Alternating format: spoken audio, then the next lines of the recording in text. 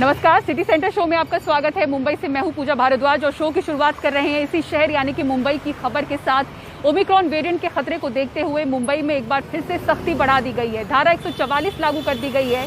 आज से यानी कि 16 दिसंबर से लेकर 31 दिसंबर तक के लिए सभी दुकानों, मॉल्स और कार्यक्रमों में दोनों टीका ले चुके हुए लोगों को ही प्रवेश देने की बात कही जा रही है। साथ ही बीएमसी दावा कर रही है कि 31 यानी कि 31 दिसंबर की रात जो नए साल के स्वागत के लिए जश्न और पार्टियां होती हैं, उस पर भी निगरानी रखी जाएगी। सुनील सिंह की रिपोर्ट देखिए। मुंबई आना है तो टीके के दोनों डोज लेकर आइए, वरना आपको जैसे आए हैं वैसे ही लौटना पड़ सकता है। 16 से 31 दिसंबर तक शहर में धारा 144 लगाई गई है, इसलिए मुंबई के प्रवेश द्वार दहिसर चेकनाका पर सख्ती बढ़ गई है।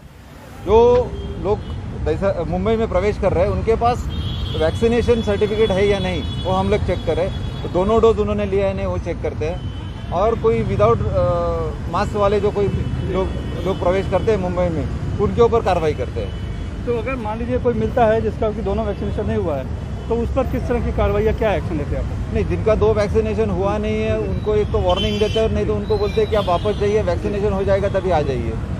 और ज़्यादा करके हम तो कोशिश यही कर रहे हैं कि वैक्सीनेशन दोनों जिनका डोज हुआ है उनको ही हम मुंबई में प्रवेश दें। मास्क जिन्होंने नहीं पहना है उनको इस तरह से लाया जाता है और फिर यहाँ पर फाइन मार। आपने मास्क नहीं पहना था, फाइन मारा जा रहा है। नहीं, मास्क थोड़ा नीचे था। तो मास्क जो ठीक से नहीं पहन रहे हैं या जिन्होंने नहीं पहना है उनको इस तरह से उनके रसीद भी काटी जाती है। और हर पुलिस स्टेशन जो है मुंबई के, उनको तकरीबन 100 का ऐसा टारगेट दिया गया है। तो अमूमन इस तरह की कार्रवाई पुलिस तो कर ही रही है, लेकिन बीएमसी भी लगातार अलग अलग जगहों पर जहाँ पर भीड़ भाड़ होती है, जो लोग ठीक से मास्क नहीं पहन रहे हैं या फिर भीड़ बढ़ा रहे हैं, सोशल डिस्टेंसिंग, उसका भी कार्रवाई होती रहती है। तो पूरी मुंबई में कोशिश है इस तरह की कि पूरी सतर्कता बरती जाए।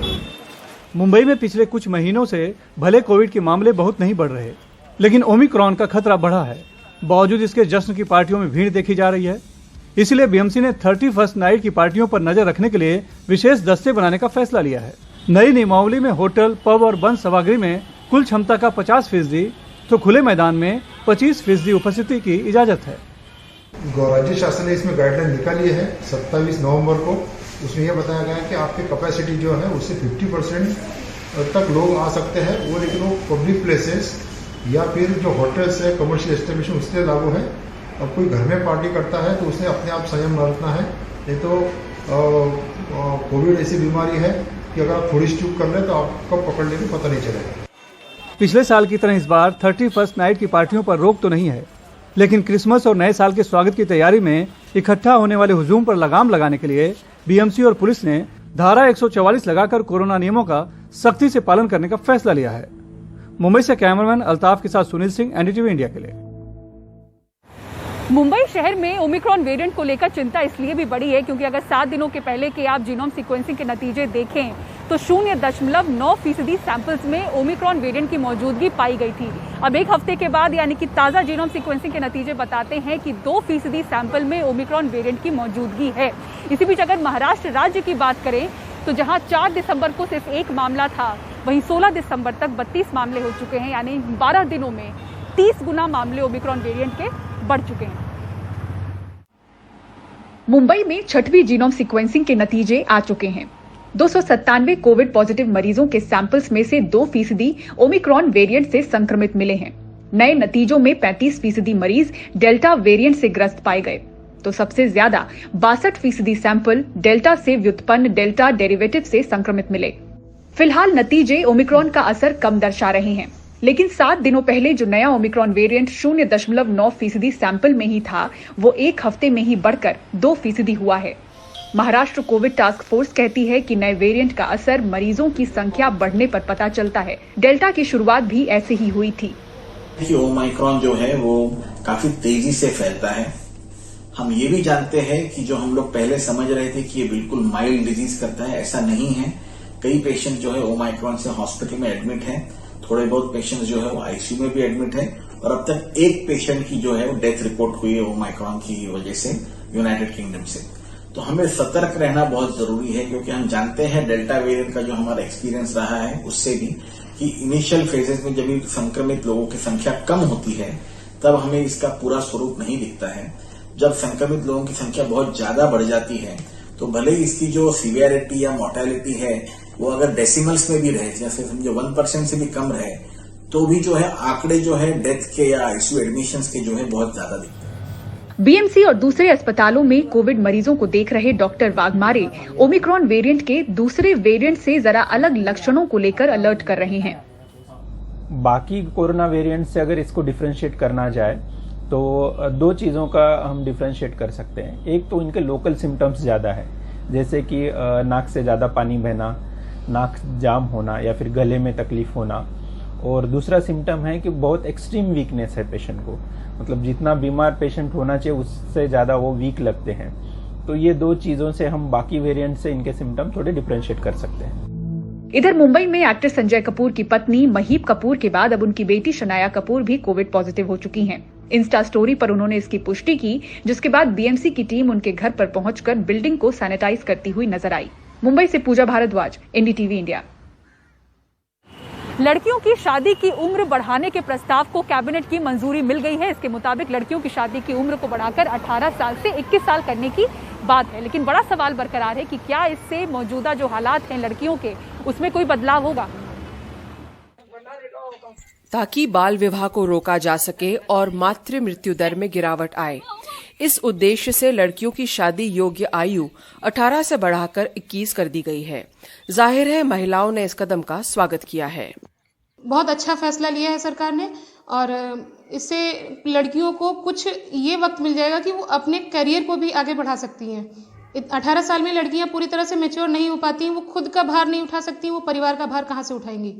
ये सरकार ने बहुत अच्छी योजना निकाली है। इससे क्या है कि लड़कियां एक तो मैच्योर हो जाती हैं 18 से 20 की, और थोड़ी और ज्यादा हो वो ही अच्छा है। एनएफएचएस सर्वे के मुताबिक बाल विवाह की दर में देश में थोड़ी सी गिरावट आई है। 27% से ये अब 23% है। राजस्थान में भी इसमें गिरावट आई है, 65% से 35% हो गई है। लेकिन फिर भी देश के मुकाबले राजस्थान में अब भी बाल विवाह का चलन है और दूर दराज इलाकों में चोरी छुपे बच्चों का विवाह हो जाता है, जो आंकड़ों में नहीं दिखता। पहला अप्रोच ये है कि सरकार चाइल्ड मैरिज प्रिवेंट करना चाहती है। दूसरा अप्रोच ये है कि जेंडर डिस्क्रिमिनेशन को एड्रेस किया जा सकता है। जब मैं चाइल्ड मैरिज प्रिवेंशन की बात करती हूँ तो मुझे ये कहीं से भी चाइल्ड मैरिज प्रिवेंट करता हुआ नहीं दिखाई दे रहा है। यहाँ पर लोग 1-1 महीने 2-2 महीने की बच्चियों को बाल विवाह में धकेल देते हैं। ये लड़कियों को being a female, being a girl, मुझे भी लगता है कि हर लड़की को इक्वल अपॉर्चुनिटी मिलनी चाहिए एजुकेशन को, करियर को लेकर, और ये बिल्कुल उसको एड्रेस कर रहा है। अर्बन फैमिलीज को बिलोंग करने वाली लड़कियों को ये अमेंडमेंट बिल्कुल सपोर्ट करेगा और उनको एक तरह से इक्वल अपॉर्चुनिटीज देगा, जहां वो एजुकेशन, करियर को परस्यू कर सकेंगी। जहां बच्चियां 1-1 महीने की उम्र में ब्याह दी जाती हैं, वहां मुझे नहीं लगता कि चाइल्ड मैरिज प्रिवेंट हो पाएगी। लेकिन सरकार की मंशा ये भी है कि महिला मृत्यु दर को रोका जाए। विवाह कम उम्र में होने से लड़कियां जल्दी मां बन जाती हैं और इससे मातृ मृत्यु दर में इजाफा हुआ है। महिला और बाल विकास मंत्रालय ने जिस समिति का गठन किया था, उसने ये सारे पहलू देखते हुए विवाह की उम्र को बढ़ाने की सलाह दी है। सरकार ने बहुत अच्छा फैसला लिया है हमारी लड़कियों के लिए, कि पहले लड़कियों की शादी 18 वर्ष में कर दी जाती थी, लेकिन अब 21 वर्ष कर दी गई है। सरकार ने हमारे 3 साल मतलब बढ़ा दिए गए हैं कि हम अपने बारे में, अपने फ्यूचर के बारे में कुछ सोच सकें।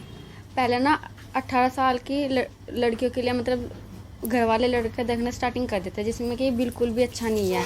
अब सरकार ने 21 वर्ष की मतलब टाइमिंग बढ़ा दी है, 3 वर्ष बढ़ा दिया है, तो ये बहुत ही अच्छा है लड़कियों के लिए, क्योंकि हम पहले इतनी वो नहीं थे, मतलब घर संभालने की इतनी नॉलेज नहीं थी। सरकार का ये भी दावा है कि शहर और दूर दराज के इलाकों में सर्वे करने के बाद ही ये निर्णय लिया गया है। NDTV bureau report. और गृह राज्य मंत्री अजय मिश्र टेनी के इस्तीफे को लेकर हंगामा इतना होता रहा कि संसद के दोनों सदनों में काम नहीं हो पाया। लेकिन सरकार ये तर्क दे रही है कि अगर सुप्रीम कोर्ट की निगरानी में जांच हो रही है तो मंत्री को क्यों हटाया जाए। सर, जो लखीमपुर खेरी में हत्या हुई है और जो मंत्री आपका इन्वॉल्वमेंट है उसमें। माननीय सदस्य, जहाँ कहा गया है कि कंस्पिरेसी है, आपके बारे में हमें बोलने देना चाहिए। जो यहाँ आपके मंत्री हैं, उन्होंने किसानों को मारा है, उनको इस्तीफा देना चाहिए। लोकसभा में प्रश्नकाल शुरू होते ही राहुल गांधी ने अजय मिश्र टेनी का मुद्दा उठाया। ये जो मंत्री है, इसको आप प्रश्न पे बोले, आप पहले प्रश्न नंबर बोले, सरकार से निकाल देना चाहिए। इसके बाद लोकसभा और राज्यसभा दोनों सदनों में जमकर हंगामा हुआ। विपक्ष सरकार से अजय मिश्र टेनी के इस्तीफे की मांग पर अड़ा रहा। मैं समझता हूँ उनको इस्तीफा देना चाहिए। डेमोक्रेसी में ये सबसे बड़ी चीज है और प्रधानमंत्री को उनका इस्तीफा मांगना चाहिए, ये जरूरी है। लेकिन सरकार का कहना है कि सुप्रीम कोर्ट की अगुवाई में जब जांच चल रही है तो फिर टेनी क्यों इस्तीफा दे। मामला टेनी के खिलाफ नहीं बल्कि इनके बेटे के खिलाफ है। इतने दिन तो लोकसभा चला है, राज्यसभा कुछ बीच में चला नहीं चला, आज क्यों ज्ञानोदय हो रहा है? सुप्रीम कोर्ट मॉनिटरी इन्वेस्टिगेशन चल रहा है, सब जुडिस है मैटर। जो आदमी minister of state home affairs है वो इन्फ्लुएंस कर सकता है, तो उसीलिए हम मांग रहे हैं कि इन्होंने ही ये कहा था कि किसानों आप सुधरो, नहीं तो हम आपको 2 मिनट में सुधारेंगे। और इन्होंने भी ये कहा था मेरा बेटा अगर उस स्पॉट पे थे, अगर ये साबित हुआ तो मैं इस्तीफा दूंगा बोले थे। तो ये सब बातें जब आए हैं और आपके कहने के आपके वजह से इंस्पिरेशन आपके बच्चे को मिला। विपक्ष भले ही दोनों सदनों में गृह राज्य मंत्री के इस्तीफे की मांग पर अपने आंदोलन को और तेज कर रहा हो, पर सरकार इस पर कोई कार्रवाई करने की मूड में नहीं दिख रही है। किसान आंदोलन के सामने पूरी तरह झुक चुकी सरकार आखिर अजय मिश्र को बचाने में क्यों लगी हुई है, ये बात राजनीति के जानकार समझ नहीं पा रहे हैं। लेकिन अलग अलग मुद्दों पर सदन में जारी टकराव एक बड़े राजनीतिक संकट का इशारा है। नई दिल्ली में संसद भवन से राजीव रंजन, एनडीटीवी इंडिया। और घर लौटते किसानों का किस तरह से हो रहा है जोरदार स्वागत। तस्वीरें और पूरी खबर एक ब्रेक के बाद देखते रहिए सिटी सेंटर शो।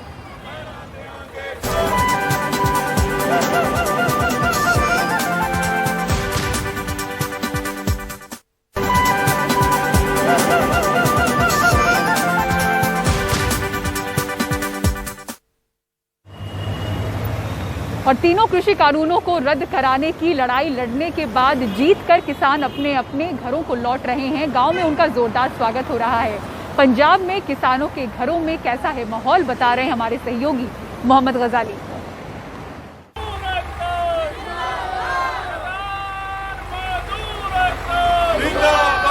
विजय जुलूस, नारेबाजी, पंजाब में गांव में खुशी का माहौल है।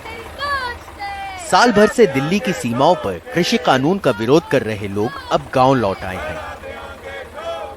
राजेंद्र सिंह का गांव मोहाली जिले में पड़ता है, जो ज्यादातर शहरी इलाका है और यहाँ किसान संघ उतना सक्रिय नहीं है।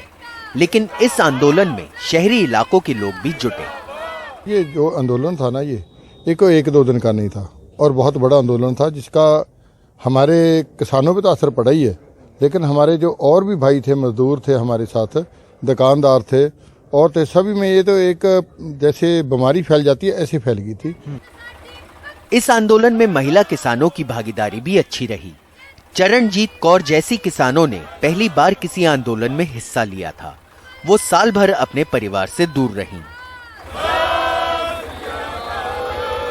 ਜੇ ਸਾਨੂੰ ਪਤਾ ਲੱਗ ਗਿਆ ਜੀ ਸਾਡੇ ਹੱਥਾਂ 'ਚ ਜ਼ਮੀਨਾਂ ਖੁੱਸ ਰਹੀਆਂ ਜੀ, ਸਾਡਾ ਹੈ ਹੀ ਕੀ ਹੈ ਪਿੱਛੇ, ਫਿਰ ਅਸੀਂ ਤਾਂ ਜ਼ਮੀਨਾਂ ਦੇ ਨਾਲ ਆ ਜੀ। ਜ਼ਮੀਨਾਂ ਤੋਂ ਬਿਨਾਂ ਸਾਡਾ ਹੈ ਹੀ ਨਹੀਂ ਕੁਝ, ਤਾਂ ਮੈਂ ਤਾਂ ਪਹਿਲੀ ਵਾਰ जुड़ी सी जी। किसान अब लौट चुके हैं और पंजाब में चुनाव आने वाले हैं। आंदोलन से लौटे लोगों को लगता है कि किसानों को अब राजनीति के मैदान में उतरना चाहिए। किसानों को आना चाहिए, राजनीति में आना चाहिए। अच्छा, इस बार चुनाव है तो आप सोच चाहेंगे? कोई ना कोई किसानों में से कोई ना कोई खड़ा होना चाहिए। ਕਿਸਾਨਾਂ ਨੂੰ ਆਉਣਾ ਵੀ ਚਾਹੀਦਾ ਹੈ ਬਾਕੀ ਜੇ ਜਥੇਬੰਦੀਆਂ ਟਰਾਈ ਕਰਨ ਜਾਂ ਪਹਿਲਾਂ ਪ੍ਰੋਪਰ ਹੋਣ ਜਾਣਕਾਰੀ ਜਥੇਬੰਦੀਆਂ ਥਰੂ ਆਉਣਾ ਚਾਹੀਦਾ ਉਹਨਾਂ ਨੂੰ। मोहाली से मोहम्मद गजाली की रिपोर्ट, एनडीटीवी इंडिया। और सिटी सेंटर शो में फिलहाल इतना ही। पूरी टीम को दीजिए इजाजत। खबरों के लिए बने रहें एनडीटीवी इंडिया के साथ। नमस्कार।